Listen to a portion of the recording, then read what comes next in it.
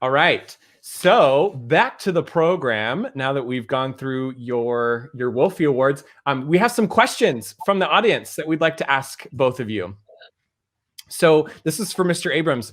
Do you remember the exact moment you knew that you wanted to be a choir teacher? No, because I didn't want to become a choir teacher. I just wanted to be a musician. Went to college with a vocal degree and never expected to use it. Got a business minor, and that's what I was going to do. And got hired at an insurance company in San Francisco in July, and just thought to myself, am I going to be that man on BART every day for the next 40 years? And in 2 days, I called them up and I said, I'm not going to show up for work. This is not what I want to do. And my good friend Barbara Pinochote said, you need to become a teacher, because she'd seen me work with her kids. And so at the last minute, I said, well, I can kill a year doing teacher education then. And it just kind of steamrolled from there. You can see Iva said, man, can you imagine if Mr. A was an insurance agent instead? Oh, man. Well, we're all glad that you chose not to go down that path. Because you've touched all of us. This is for Mrs. Hugo. Was there a teacher that inspired you, and did you take exercises or teaching styles from the way that you've taught your students in the past? Probably my most inspirational teacher was my piano teacher, who I studied with from the time I was 8 until I was 21, and he's still a very close, good friend. He's in his 90s now.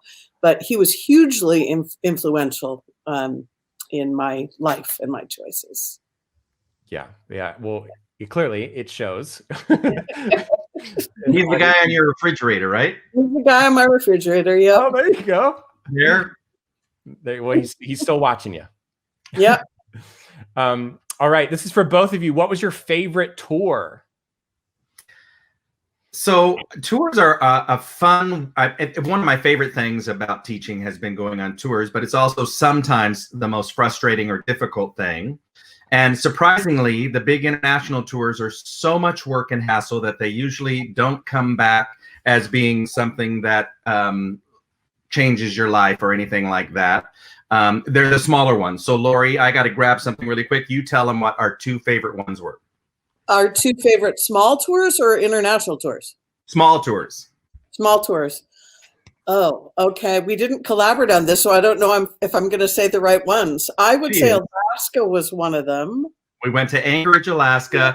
Unlike any other tour, small group, only treble clef, but the chaperones were wonderful, and the kids just loved being there. And it was effortless. And the people never get guests in Anchorage, so they loved us. And it was very special. I bet. What's the other one? The local high school had a shooting range, which was a really interesting experience coming from California. They were all excited to show us their underground, shooting range in the public high school in Anchorage. Very interesting. You're not in California. Right. I would say the other one, I don't know, it's kind of a toss-up. I liked Savannah and Charleston tour a lot. I don't know which one you were thinking of. Boston was another one that was wonderful and effortless. And we had fabulous, fabulous chaperones who just jumped over hoops and barrels to make things work. And the girls, there wasn't very many problems. Both ones that I'm thinking of were treble clef, just because without the boys, it narrows the scope of how much trouble you're going to get into.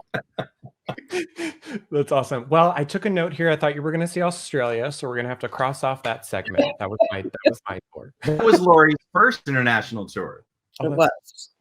So it's very special to me too. Yeah. Thank you. That's great. All right. Next question.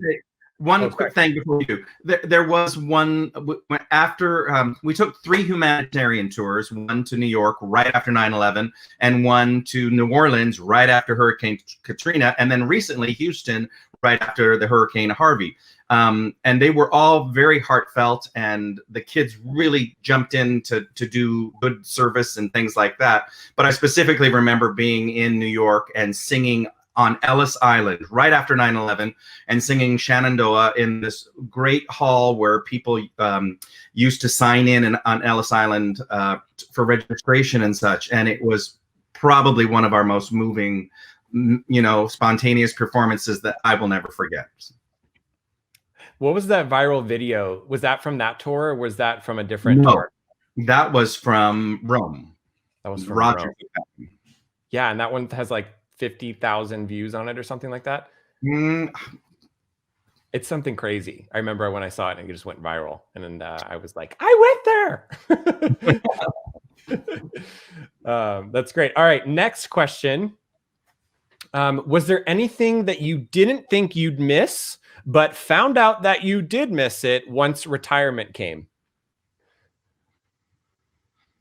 I think there will be, but it hasn't happened yet. There's not. I mean, I missed Christmas. I missed the joy of singing and having, getting sick of carols. That was a big void in my life this year. But with COVID and everything else, everything was weird. Everything is weird and different right now. So being retirement is only a small little portion of that. How about you, Laurie?